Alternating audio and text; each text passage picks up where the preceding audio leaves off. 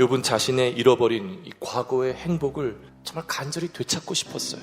그런데 이 과거의 행복 가운데 무엇을 가장 되찾고 싶었을까요? 그것은 다름 아닌 하나님이 자신의 삶을 사랑으로 지켜보셨던 순간이라고 지금 고백하고 있는 겁니다. 29장 7절부터는 이제 욥이 하나님과 나눈 교제를 통해 경험한 복이 어떠했는지를 이야기합니다. 그런데 욥이 들려주는 복을 들어보면 이 세상의 복과는 완전히 달라요. 이 세상에서 이야기하는 복이란 뭐예요? 멋진 휴양지로 여행을 떠나고 근사한 집에서 편안하게 지내고 화려한 아름다운 옷들을 입고, 욥은 그러한 것들을 단 하나도 나열하지 않습니다. 욥이 말하는 복이란 자신이 타인에게 복이 되는 것. 여기서 우리는 중요한 기독교 복음의 핵심을 볼 수 있습니다. 은혜의 하나님과 친밀한 교제를 누리며 동행하는 자는 자신과 자신의 가족만을 위해 복을 누리는 자가 아니라 도움이 필요한 세상에 은혜의 화신이 되어 살아가는 삶, 그것이 복이라고 말한다라는 것이죠.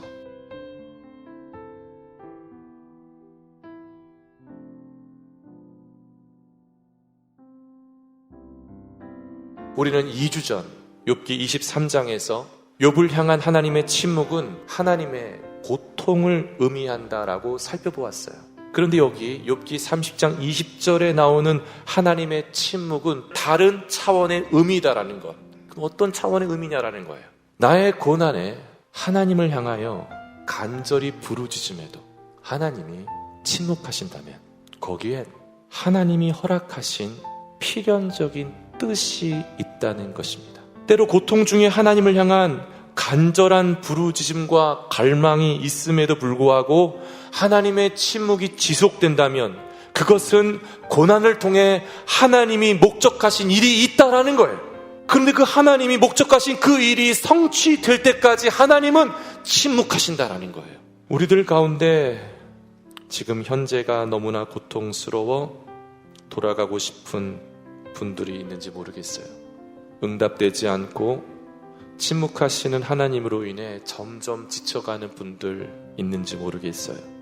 그런데 여러분, 우리들의 고통에 간절히 부르짖음에도 하나님의 침묵이 지속된다는 것은 우리를 향한 하나님의 목적하신 그 일이 임박했음을 의미합니다.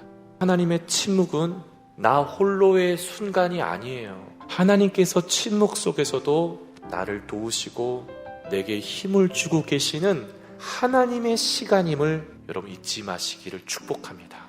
하나님의 침묵이 가장 깊어갈 때 바로 그때가 우리를 위한 하나님이 목적하신 일이 임박했음을 보여주고 있음을 믿으시기를 축복합니다. 바로 그 고통의 자리에서 하나님의 침묵이 지속된다 할지라도 하나님을 향한 경건의 능력으로 세상을 비추는 저와 여러분 되기를 주님의 이름으로 축복합니다.